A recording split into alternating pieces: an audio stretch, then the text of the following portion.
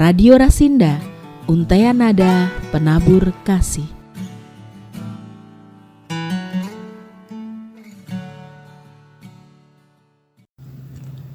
Shalom, selamat pagi para pendengar setia dimanapun Anda berada. Kembali kami hadir di dalam acara Mimbar Agama Kristen.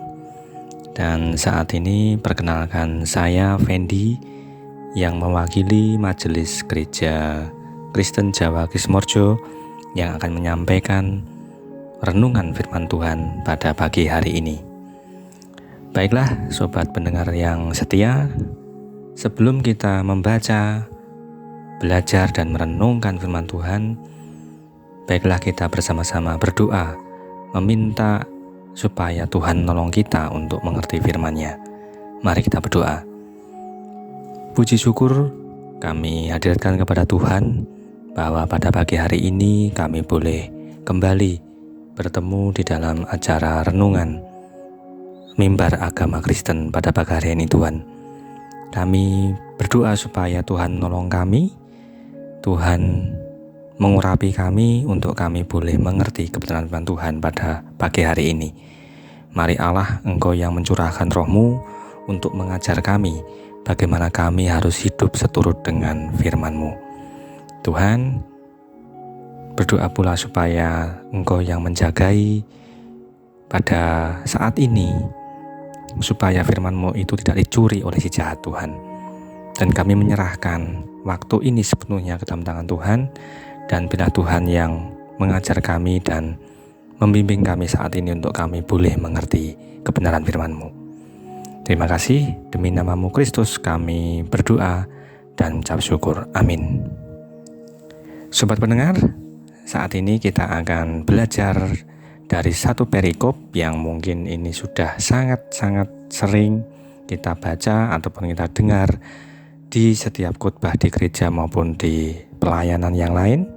Baiklah, kita saat ini membuka kitab suci kita di dalam Injil Lukas pasal yang ke-19 ayat 1 sampai yang ke-10.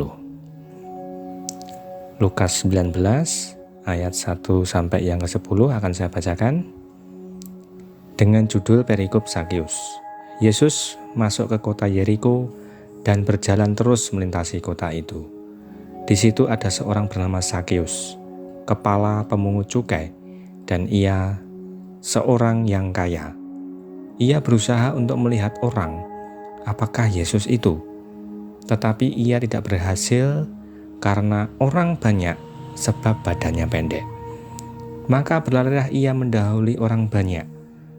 Lalu ia memanjat pohon ara untuk melihat Yesus yang akan lewat di situ. Ketika Yesus sampai ke tempat itu, ia melihat ke atas dan berkata, "Zakeus, segeralah turun, sebab hari ini aku harus menumpang di rumahmu." Lalu Zakeus segera turun dan menerima Yesus dengan sukacita. Tetapi semua orang yang melihat hal itu bersungut-sungut, katanya, "Ia menumpang di rumah orang berdosa." Tetapi Zakeus berdiri dan berkata kepada Tuhan, "Tuhan, setengah dari milikku akan kuberikan kepada orang miskin, dan sekiranya ada sesuatu yang kuperas dari seseorang, akan kukembalikan 4 kali lipat." Kata Yesus kepadanya, "Hari ini telah terjadi keselamatan kepada rumah ini, karena orang ini pun anak Abraham. Sebab anak manusia datang untuk mencari dan menyelamatkan yang hilang." Saudara pendengar, ini adalah satu perikop yang cukup pendek, satu perikop di mana kita sudah sering mendengar tentang hal ini, satu perikop yang mungkin bagi adik-adik sekolah minggu pun juga sudah sangat sering mendengar kisah tentang Zakeus. Nah, apa yang kita pelajari dari seorang Zakeus ini? Yang pertama adalah dia ini seorang pemungut cukai, dikatakan seperti itu. Sebelum kita membahas lebih detail, baiklah kita mengerti dulu apa itu pemungut cukai. Pemungut cukai itu bisa diibaratkan adalah seorang yang menarik pajak kepada rakyat pada waktu itu. Menarik pajak yang bagaimana maksudnya? Pajak yang dimaksud di sini bukanlah pajak yang diperuntukkan kepada rakyat dari pemerintah yang resmi, tetapi pajak yang ditarik dari rakyat pada waktu itu adalah pajak yang sebenarnya diambil dan kemudian diberikan kepada penjajah Romawi pada waktu itu. Kalau kita perhatikan perikop tadi, di situ dikatakan bahwa Sakeus itu disebutnya orang berdosa. Nah, saudara pendengar, ada 3 alasan kenapa pemungut cukai ini disebutnya orang berdosa. Yang pertama adalah ditariknya pajak dibenci oleh rakyat sebab memberatkan mereka.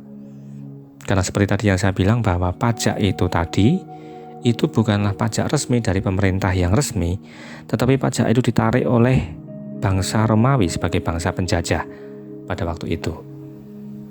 Maka pajak yang ditarik itu sangat memberatkan bagi banyak orang Yahudi pada waktu itu.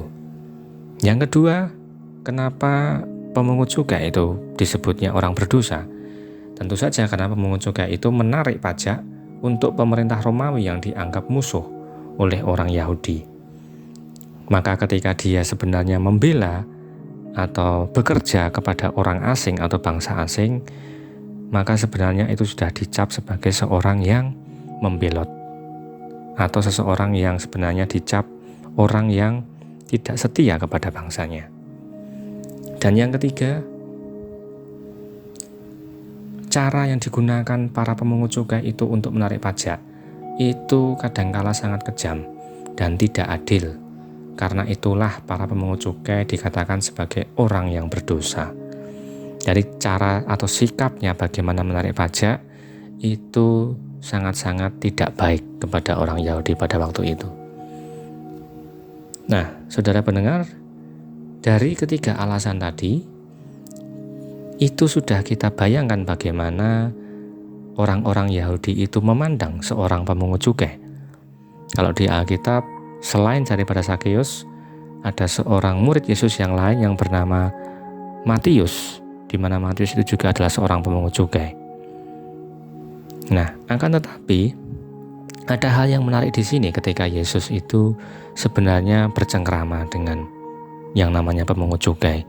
Apalagi kalau kita baca di perikop ini, Sakeus itu tidak hanya pemungut cukai, tetapi adalah seorang kepala pemungut cukai. Ada 2 hal yang ingin kita lihat dalam bagian ini. Yang pertama adalah dari sisi Sakeus lebih dahulu. Sekarang ibaratkan bahwa saudara pendengar semuanya itu dalam sisi sebagai seorang Sakeus. Ketika Anda itu adalah orang yang dikucilkan oleh orang-orang sebangsa Anda, oleh karena Anda bekerja pada pihak penjajah. Akan tetapi ketika ada guru agung yang sangat terkenal dan fenomenal datang mengunjungi daerah Anda, guru tersebut menghampiri dan memilih untuk singgah di rumah Anda. Bukan hanya itu saja, tetapi dia memilih rumah itu adalah rumah Anda dan bukan rumah siapapun yang lain. Padahal Anda adalah orang yang buruk di mata orang-orang itu atau orang-orang sebangsa Anda, dan bahkan Anda adalah orang yang dikucilkan. Lalu bagaimana perasaan Anda pada waktu itu di dalam sisi sebagai seorang Sakeus?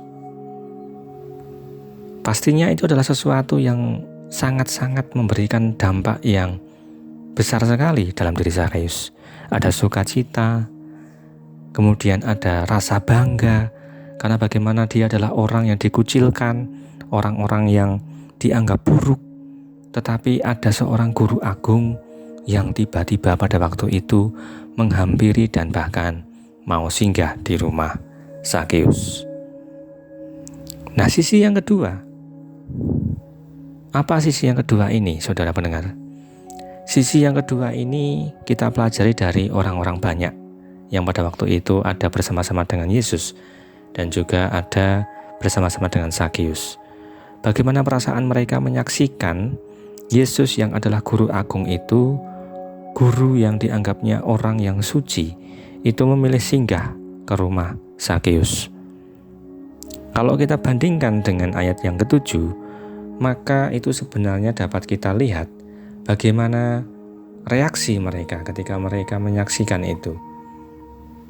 Di situ dikatakan, tetapi semua orang yang melihat hal itu bersungut-sungut katanya.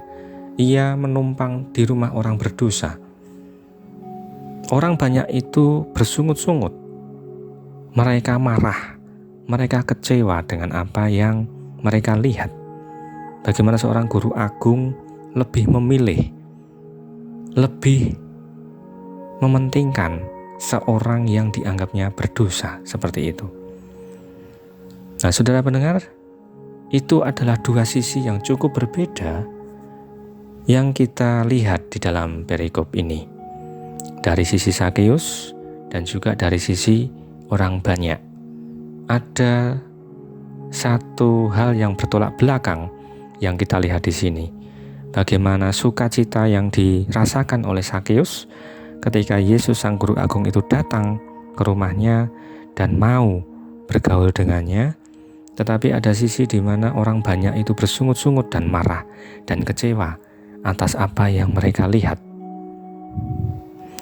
Nah, ini adalah perbedaan sikap yang dilakukan oleh Yesus dan juga perbedaan sikap yang dilakukan oleh orang banyak. Baik, saudara pendengar, kita akan melihat dulu perbedaan sikap yang seperti apa yang Yesus lakukan terhadap Zakeus, kepala pemungut cukai ini. Perbedaan sikap yang pertama adalah Yesus itu mau menghampiri dan mengasihi.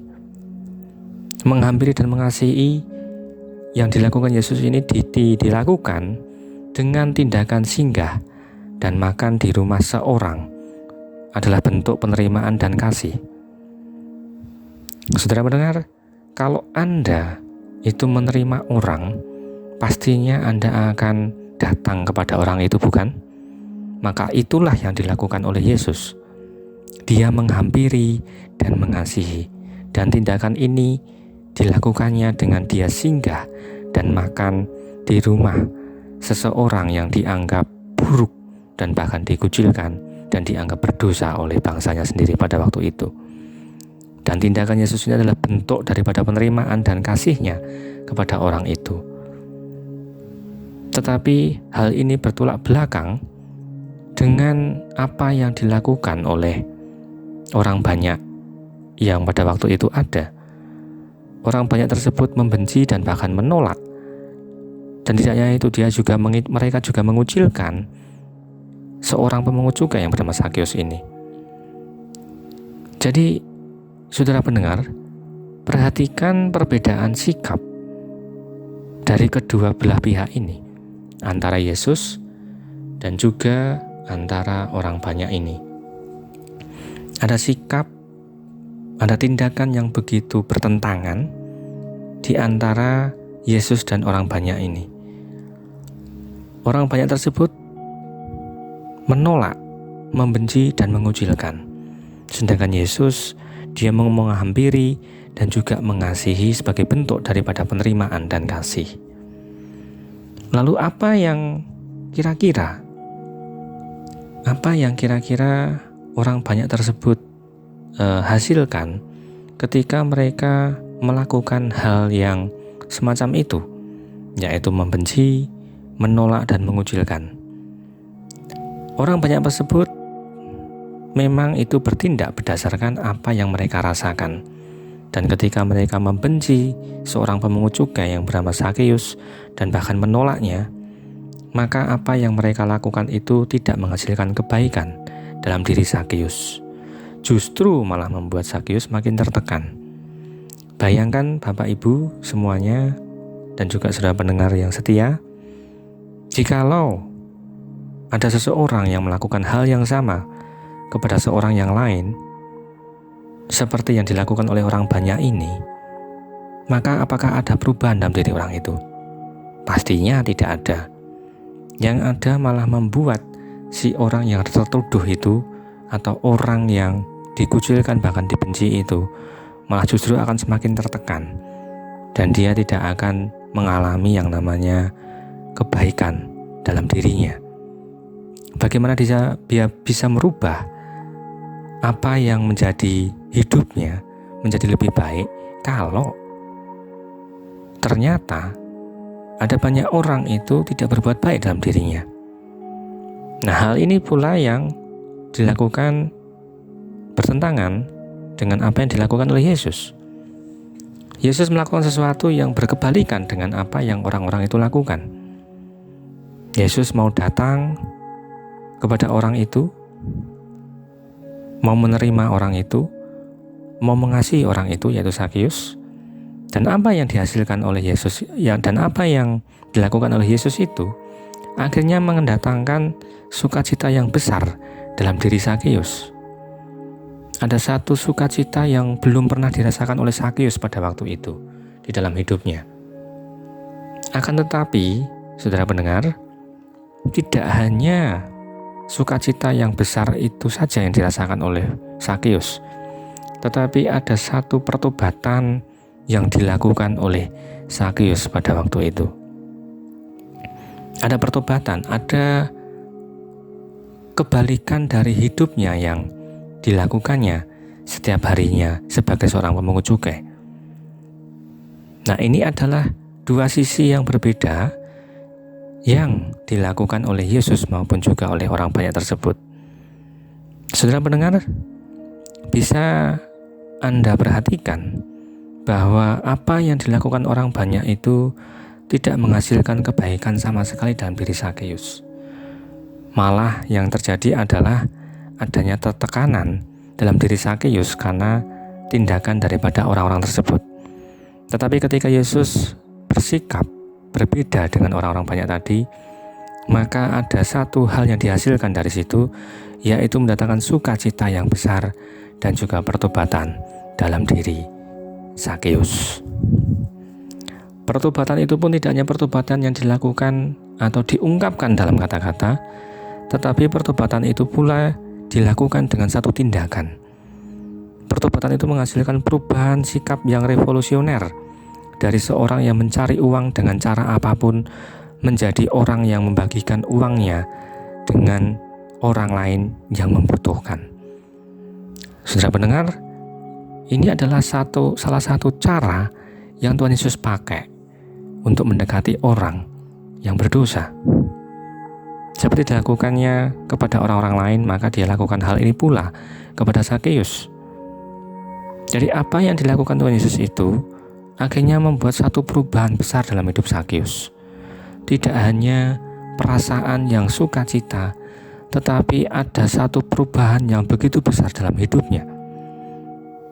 Ada satu komitmen yang dilakukan oleh Zakeus pada waktu itu untuk merubah cara hidupnya dari orang yang mencari uang dengan cara apapun, kemudian dia rela memberikan hartanya itu kepada orang-orang yang membutuhkan. Saudara pendengar, kalau tadi saya katakan bahwa pemungut cukai itu adalah pemungut pajak, tentunya kenapa orang-orang Yahudi pada waktu itu adalah orang-orang yang membenci para pemungut pajak ini? Karena mereka bisa jadi itu memungut pajak itu lebih besar daripada pungutan pajak yang semestinya. Itu baru pemungut pajak. Sementara Zakeus di sini, dia itu adalah kepala pemungut pajak. Jadi saudara pendengar bisa bayangkan kalau misalkan kepala itu mestinya dia lebih besar pendapatannya daripada seorang pegawainya. Dan tentu saja dengan posisi Zakeus pada waktu itu, tidak heran jika dia mendapatkan porsi kekayaan yang lebih daripada pemungut cukai yang lain. Oleh karena itu, bahkan pada waktu dia mengatakan kepada Yesus bahwa kalau ada orang yang dia rugikan, maka dia akan menggantinya 4 kali lipat. Berarti saudara pendengar bisa bayangkan, ada kemungkinan pada waktu itu Zakeus tahu bahwa ada beberapa orang yang itu sebenarnya dia curangi ketika dia menarik pajak dari orang tersebut.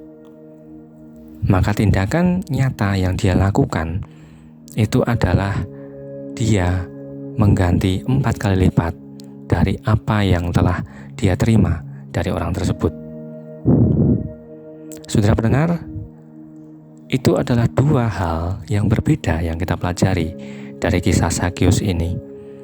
Ada sisi di mana orang banyak itu mencap seseorang, menganggap bahwa sekelompok orang tertentu itu paling berdosa, sekelompok orang itu tidak layak untuk kemudian bergaul dan didekati, tetapi Yesus mengambil sikap yang berbeda dari orang-orang banyak tersebut.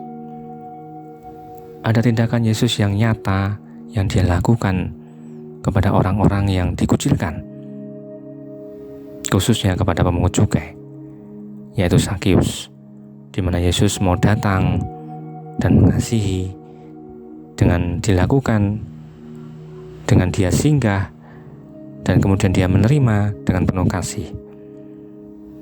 Tetapi satu hal yang perlu kita ingat bahwa teladan Yesus ini adalah satu teladan yang sangat luar biasa, yang patut kita lakukan dan patut kita contoh bagaimana nanti kita bersikap kepada orang-orang yang dipandang seperti Zakius ini. Saudara pendengar, di kehidupan kita yang sekarang ini, mungkin dan tentu saja saya yakin bahwa ada pandangan-pandangan kita di sekeliling kita, bagaimana kita memandang kepada orang atau kepada kelompok-kelompok tertentu, bahwa orang-orang tersebut atau orang tersebut itu tidak pantas untuk didekati, bahkan tidak pantas untuk kita bergaul dengan mereka. Saudara pendengar, realitanya adalah kehidupan semacam ini pasti kita temui di setiap zaman. Oleh karena itu, saudara pendengar yang setia, apa yang bisa kita pelajari dari kisah Zakius ini? Yang bisa kita pelajari adalah bagaimana sikap kita selama ini kepada orang lain. Sikap seperti apa yang perlu kita kembangkan dalam kehidupan kita saat ini terhadap orang-orang yang dicap buruk? Apakah ada bagian-bagian di mana kita sekarang ini seperti orang banyak tadi? Atau justru kita sebenarnya sedang berpikir atau mengarah kepada satu sikap seperti yang dilakukan oleh Yesus tadi? Saudara pendengar, itulah hal yang perlu kita renungkan saat ini. Di mana posisi kita saat ini? Apakah sikap kita jika menghadapi hal seperti itu seperti selayaknya orang banyak tadi? Ataukah kita meniru sikap Yesus Kristus?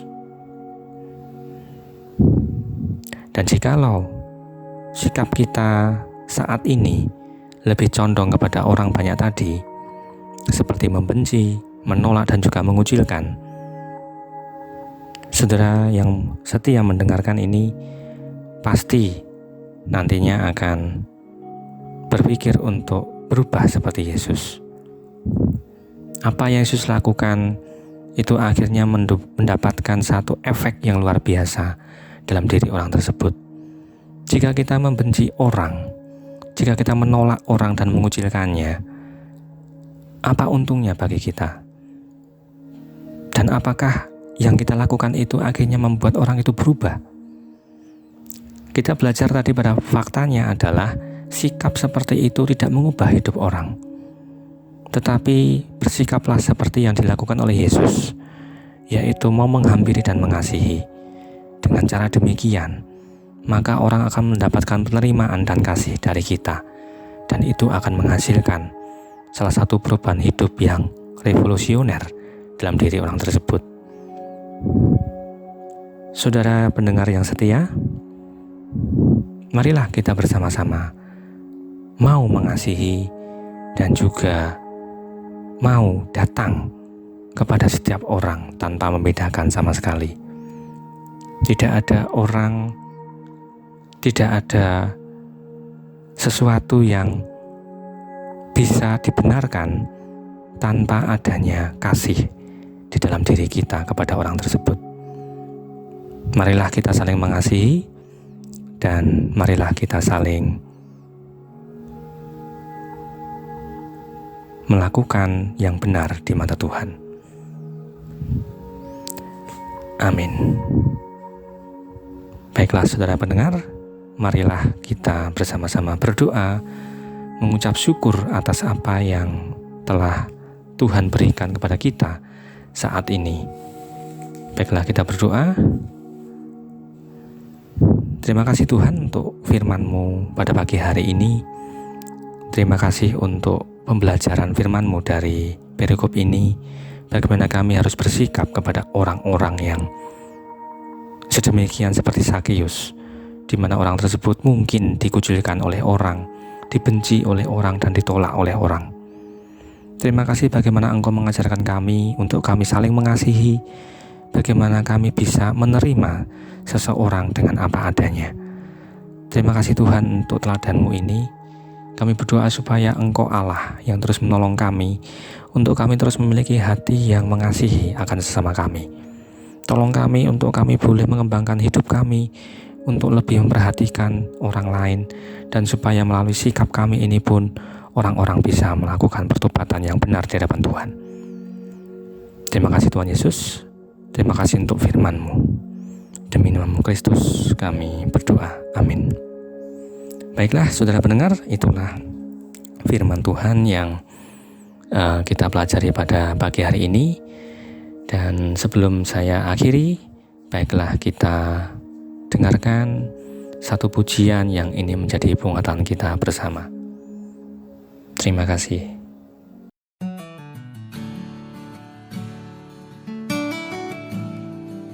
Radio Rasinda, untaian nada penabur kasih.